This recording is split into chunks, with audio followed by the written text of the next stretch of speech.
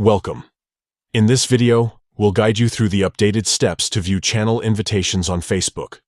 Whether you're trying to keep track of your broadcast channel invites or simply want to manage them efficiently, this quick tutorial will show you exactly how to find them in just a few taps. Let's get started. First, open the Facebook app on your device.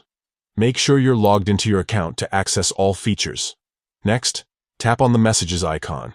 This is located at the top of your screen. This will take you to your Messenger inbox where you can see all your conversations and notifications. Now, tap on the menu icon. Depending on your device, this icon might appear as 3 horizontal lines in the top right or bottom right corner of the screen. Once you tap it, a menu will open with various options. From here, scroll down and select Channel Invitations. This section is specifically designed for managing broadcast channel invites. You'll be able to see all the invitations you've received, allowing you to accept or decline them based on your preference.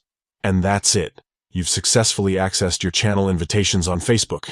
It's a straightforward process that ensures you stay in control of your notifications and interactions within broadcast channels. Thank you for watching.